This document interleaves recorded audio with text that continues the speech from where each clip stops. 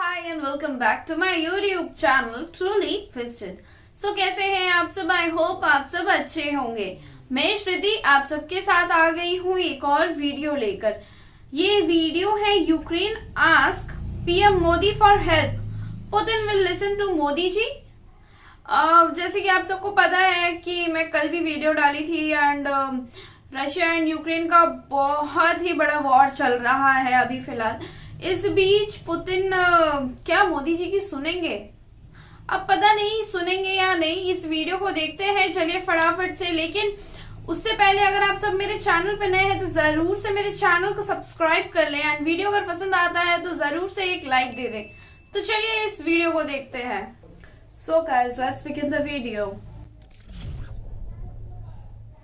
नमस्कार and welcome you to world affairs. मैं प्रशांत धवन। सो बिल्कुल यहाँ पे आप ठीक पढ़ रहे हैं। यूक्रेन ने ऑफिशियली हमारे देश के पीएम से हेल्प मांगी है रशिया के इशू को लेकर। रशिया जिस तरीके से बॉम्बिंग कर रहा है पूरे यूक्रेन की, ये देखते हुए जो यूक्रेन के एम्बेसडर हैं टू इंडिया, इन्होंने यही कह दिया मोदी जी, जी हाँ लिटरली इन्होंने यहाँ पर जो इंडियन तरीका है कहने का, मोदी जी यहाँ पर ये बोला कि मोदी जी की बात एक बार को पुतिन सुन लेंगे। अगर पीएम मोदी फोन करके बात करते हैं पुतिन के साथ तो हो सकता है कि अभी जो अग्रेशन रशिया दिखा रहा है ये कुछ हद तक रुक जाए। नाउ जो इनकी स्टेटमेंट है मैं चाहता हूं ये आप सुने, उसके बाद मैं आपको यहां पर ये बताऊंगा कि यूक्रेन ने हमारे साथ क्या किया था। जब इंडिया पर ग्लोबल प्रेशर था उस वक्त यूक्रेन का क्या रुख था भारत को लेकर, क्योंकि देखिए ये बातें हमको अकाउंट में रखनी होगी। डिप्लोमेसी, जियोपॉलिटिक्स वो सब अपनी जगह है, मगर हिस्ट्री को भी ध्यान में रखना होगा।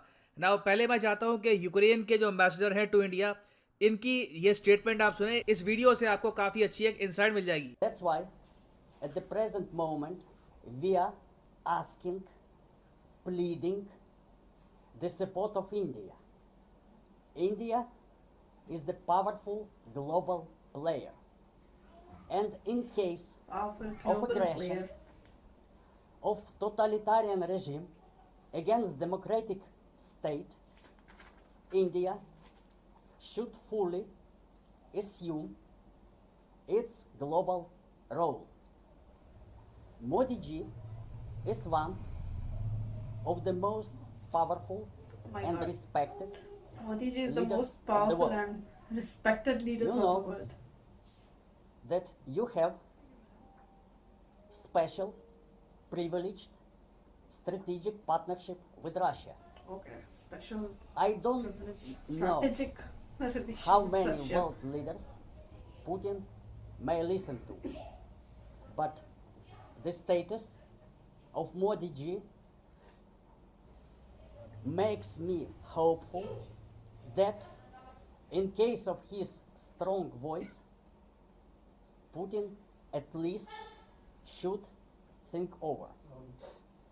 और जो ये यूक्रेन के एम्बेसडर हैं टू इंडिया, इगोर पोलिका, ये यहाँ पर नहीं रुके। आगे इन्होंने बात करी महाभारत की, एग्जाम्पल दिए महाभारत के। चाणक्य का इन्होंने यहाँ पर मेंशन किया।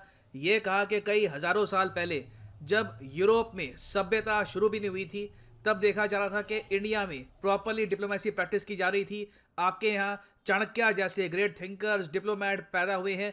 तो ये बेसिकली यहाँ पर कह रहे हैं कि इंडिया सिंस एक एंशिएंट सिविलाइजेशन है, रशिया के साथ बहुत ही डीप रिलेशंस है। पीएम मोदी एक ऐसे लीडर हैं जिनकी रिस्पेक्ट है दुनिया भर में। तो इंडिया को बात करनी चाहिए रशिया से ताकि अभी के लिए रशिया बॉम्बिंग बंद कर दे यूक्रेन की और ओवरऑल अग्रेशन काफ़ी हद तक रोक दे।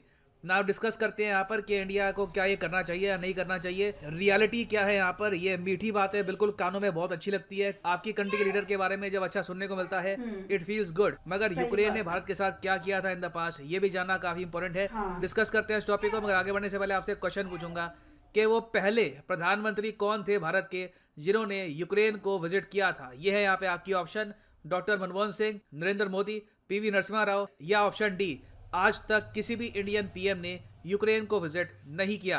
कमेंट सेक्शन में मैं चाहता हूं आप सब लोग आंसर करें। सही आंसर मैं आपको दूंगा वीडियो के एंड में। ओके, तो पहली बात तो यहाँ पे आपको समझना होगा कि यूक्रेन को आज़ादी मिली थी यूएसएसआर से 1991 में। तो 1991 से लेकर 2022 तक का आप अगर समय देखो, काफ़ी लंबा टाइम है अपने आप में। उसमें यूक्रेन और इंडिया के रिलेशंस कुछ ज़्यादा कभी खास इंप्रूव हुए नहीं। ना हमारा कोई रिमार्केबल ट्रेड है यूक्रेन के साथ, ना कभी यूक्रेन ने हमारी हेल्प करी किसी इंपॉर्टेंट मोड पर। फॉर एग्जांपल मैं आपको बताता हूँ, जब इंडिया ने पोखरान न्यूक्लियर टेस्ट किया था 1998 में, और बहुत से देश इंडिया की आलोचना कर रहे थे, उसमें यूक्रेन भी शामिल था। इस वक्त रशिया इंडिया के साथ खड़ा था। रशिया ने इंडिया के अगेंस्ट जो रेजोल्यूशन था उसको वीटो भी कर दिया था। रशिया यूएन सिक्योरिटी काउंसिल में भी इंडिया के साथ खड़ा रहा, मगर यूक्रेन ने भारत की आलोचना करी थी। तो यहाँ पर आप देख पाओगे ये यूएन का उस वक्त का डिस्कशन है जब इंडिया ने न्यूक्लियर टेस्ट किया था। आप अगर नोटिस करेंगे तो फ्रांस की जो यहाँ पर स्टेटमेंट है काफी हद तक नबी तुली है। फ्रांस के उस वक्त के जो रिप्रेजेंटेटिव थे टू द यूनाइटेड नेशंस, इन्होंने यहाँ पर कंडेम, आलोचना का जो ये वर्ड है ये कहीं भी यूज नहीं किया। इन्होंने सिंपली यहाँ पर ये कहा कि इंडिया को साइन करना चाहिए सीटीबीटी को और कंस्ट्रक्टिव तरीके से पार्टिसिपेट करना चाहिए नेगोशिएशन में। उस सब के अलावा यहाँ पर भारत की आलोचना इन्होंने नहीं करी। ना इसके कंपैरिजन में आप अगर देखोगे यूक्रेन की स्टेटमेंट, तो यूक्रेन ने ये कहा था कि Ukraine which had voluntarily eliminated the third largest nuclear Arsenal in the world, ये इसके बारे में मैंने आपको बताया था कि यूक्रेन जब यूएसएसआर से टूट के अलग हुआ तो इनके पास विरासत में कुछ न्यूक्लियर वॉरहेड थे जिनके कोड इनके पास नहीं थे बाय द वे। तो इन्होंने बाद में अपने जो न्यूक्लियर वॉरहेड है ये रशिया को थमा दिए थे बुदापेस्ट डिक्लेरेशन के अंडर। तो यूक्रेन कह रहा है कि देखिए हमारे पास वो न्यूक्लियर वेपन थे, हमने रशिया को वापस दे दिए, और यहाँ पर इंडिया टेस्टिंग कर रहा है, न्यूक्लियर टेस्टिंग कर रहा है, और इस वजह से हम कंडेम करते हैं इंडिया के इन एक्शंस को। और आगे उन्होंने यहाँ पर यह भी कहा कि इंडिया के जो एक्शंस हैं ये इंटरनेशनल अरेंजमेंट जो है न्यूक्लियर नॉन प्रोलिफरेशन को, इसको एंडेंजर भी करते हैं। तो यूक्रेन ने बढ़ चढ़ के आलोचना करी थी भारत की। तो ये हमने बात कर ली पोखरान की। उसके अलावा हम आते हैं बायलैटरल बातचीत पर, रीजनल डिस्कशंस पर। तो देखो यूक्रेन के पास एक प्रपोजल आया था पाकिस्तान की तरफ से आज से कई साल पहले कि जी हम आपके T-80 जो टैंक्स हैं ये करना चाहते हैं परचेज। इंडिया ने यूक्रेन को कहा था कि ये टैंक्स पाकिस्तान को मत बेचिए। यूजुअली आप देखेंगे कोई भी देश पाकिस्तान को वेपन सेल करने की कोशिश करता है, इंडिया कहता है कि यहाँ पर कि ये वेपनरी पाकिस्तान को सेल मत करिए। एक टेरर स्पॉन्सरिंग कंट्री है इंडिया में, ये लोग टेरर एक्सपोर्ट करते हैं और फिर बाद में वेपन से इन आतंकवादियों को डिफेंड भी करते हैं। तो इंडिया ने देखिए यूक्रेन को समझाने की कोशिश करी कि ये डील ये लोग ना करे, मगर यूक्रेन ने इन दी एंड ये 320 जो T-80 टैंक्स हैं ये पाकिस्तान को बेच दिए थे $650 मिलियन की एक मैसिव डील के अंडर। और आज भी पाकिस्तान इन T-80 UD टैंक्स को इस्तेमाल कर रहा है।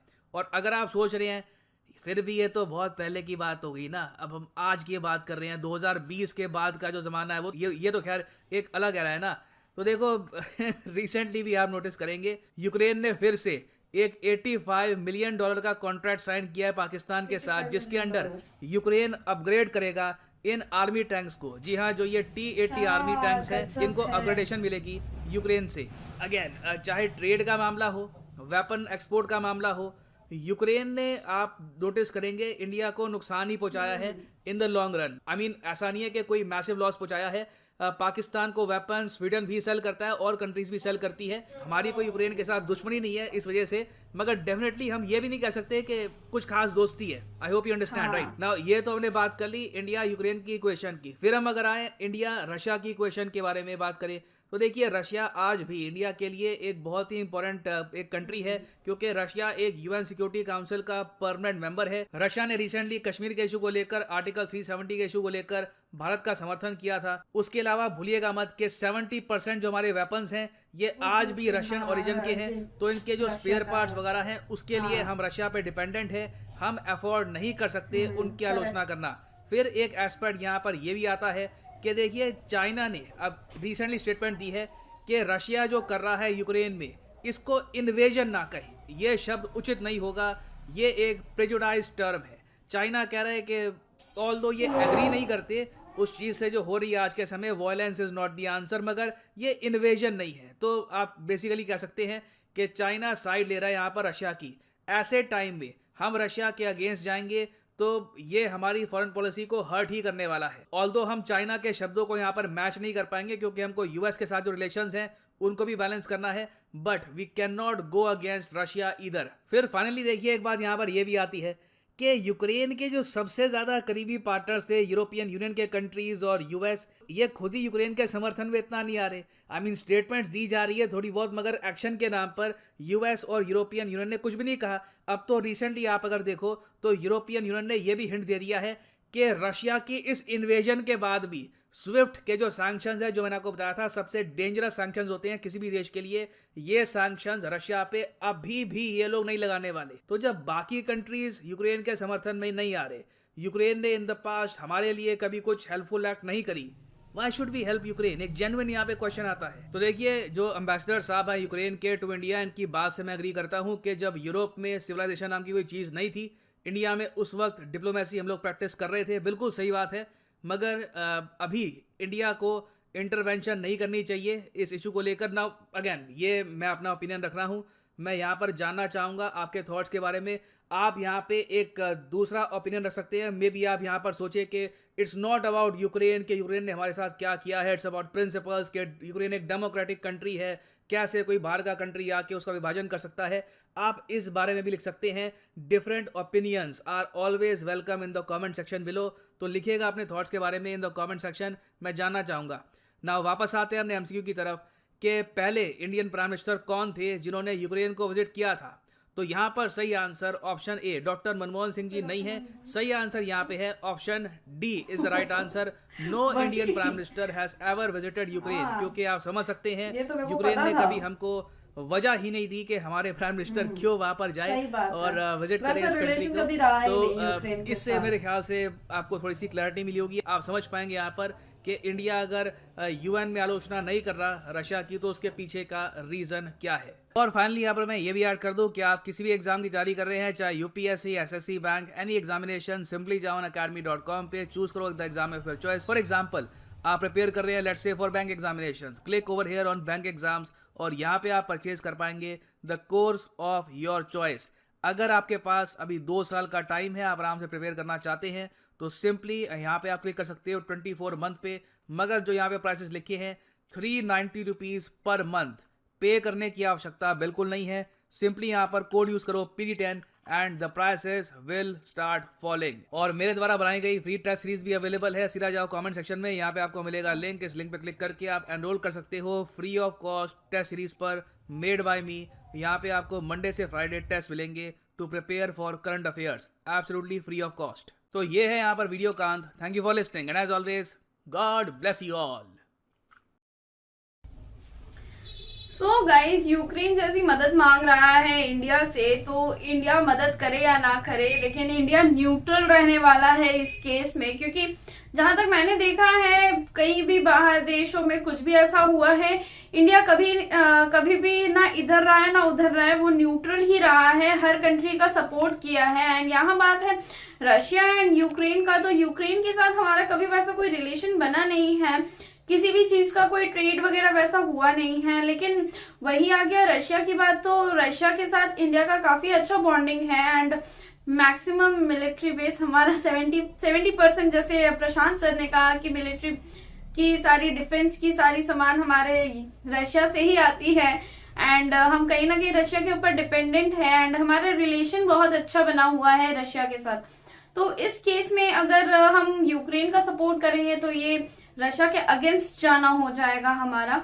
हाँ, जहां बात है इंसानियत की, तो अब वहां पे हम क्या ही बोले, इंसानियत की बात आ जाएगी। तो यहाँ खुद रशिया को समझना चाहिए था कि ऐसी वॉर करके कोई फायदा नहीं है। यूक्रेन इतना छोटा सा तो देश है यार, उसमें उसमें ऐसे वॉर कर गया, लेकिन यूक्रेन बहुत अच्छा फाइट बैक कर रहा है इस चीज से।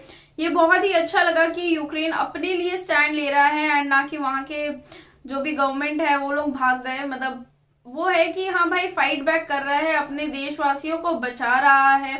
वैसे अब तक तो आई थिंक वॉर काफी डेंजर हो गया है, लेकिन क्या ही बोले, कुछ बोल नहीं सकते इस बारे में। एंड कुछ अपना फीडबैक या रिव्यू देना भी सही नहीं होगा, क्योंकि ये उन देशों का मामला है, तो वो अपने में ही सुलझाए तो ये ज्यादा बेहतर होगा। सो अगर आप सबको ये वीडियो पसंद आया है एंड इन्फॉर्मेटिव लगा है, तो जरूर से इस वीडियो को एक लाइक दे दे। चैनल पे नए हैं तो चैनल को सब्सक्राइब कर ले, साथ ही बेल आइकन को प्रेस करना ना भूले, ताकि आप सबको मेरी लेटेस्ट एंड अपडेटेड नोटिफिकेशन सबसे पहले मिले।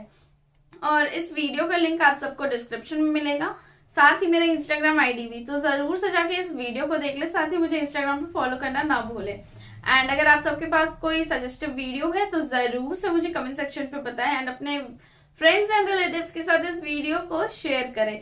मिलती हूँ आप सबसे अगले वीडियो में। Till then take care and bye bye.